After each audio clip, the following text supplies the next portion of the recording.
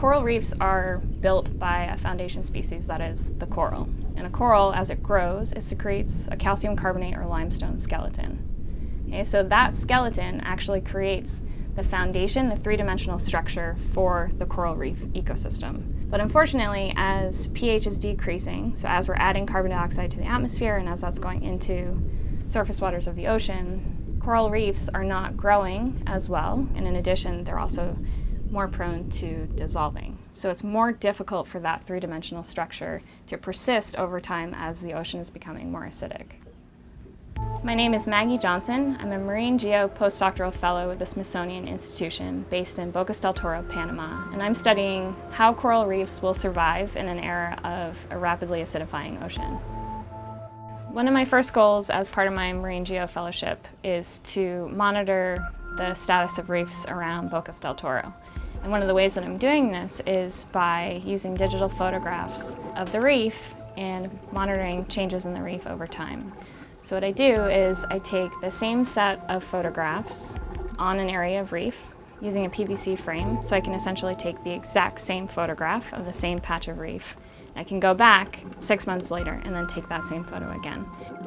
And we've actually seen some pretty incredible changes in some of the reefs around Bocas in the short time that I've been here.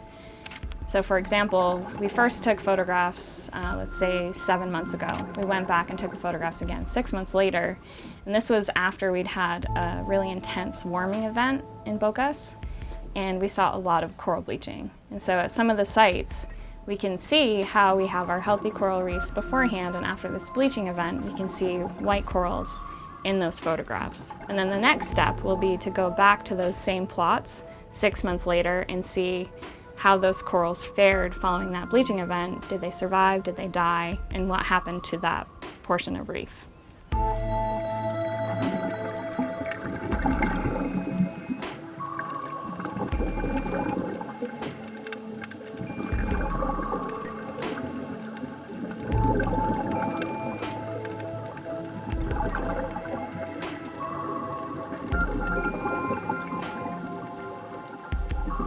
Another way that I'm monitoring reef health around Bocas del Toro is by using underwater tents to measure calcification rates of portions of the reef. So similar to the photographs that I'm using, I'm setting up plots that will be permanent over time. I'll go back to the same plot of reef and I'll deploy an underwater tent that's made out of clear plastic, which basically acts almost like a greenhouse. It holds all of the seawater in over the little portion of reef that I'm measuring. We need to make sure that we're completely encapsulating that parcel of water. And to do this, we can insert a non-toxic indicating dye that's a neon yellow. So when we see that that yellow dye is not leaking out of the tent, we know that our tent is essentially watertight and it's holding all of that seawater underneath it and over that reef community. And then I extract water samples using an automated water sampler. I measure certain chemical parameters, and from that I get an idea of how that portion of reef is calcifying and how it's photosynthesizing, which is really important for understanding the function of a coral reef and how that function of a coral reef might be changing over time. One of the important key players on a coral reef that's a little bit less studied than the corals is Crustos coralline algae. This is a calcified alga that grows as a crust over the hard bottom, and it's really important for essentially gluing the reef together. And it's also important because it produces a chemical cue that tells coral larvae when to settle. So based on all of these ecological functions, we know that it plays a really important role, but we don't know how it responds to changes in the environment. So in the lab, what I'm doing is recreating or simulating ocean acidification conditions. I'm changing the pH of seawater in a controlled setting, and I'm growing our Crustos coralline algae under different pH regimes. So I'm changing the pH in different ways, and I'm monitoring how biological processes of photosynthesis and calcification are affected by decreasing ocean pH.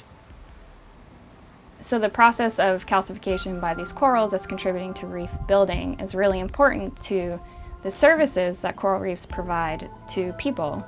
Coral reefs are an important source of economic revenue through tourism as well as through supporting fisheries. They're a host to a tremendous wealth of biodiversity, and they're also important for protecting shorelines from damaging wave activities. And these ecosystem services that reefs are providing to people are potentially impaired by this process of ocean acidification. When you see these ecosystems that you know and you love being essentially destroyed or changed in long-lasting ways, then it makes you really want to be able to do something about that. And so the way that I can contribute to helping our coral reefs is by studying how they're affected by these changes in the environment that people are causing and trying to think about ways that we can protect our coral reefs going into the future.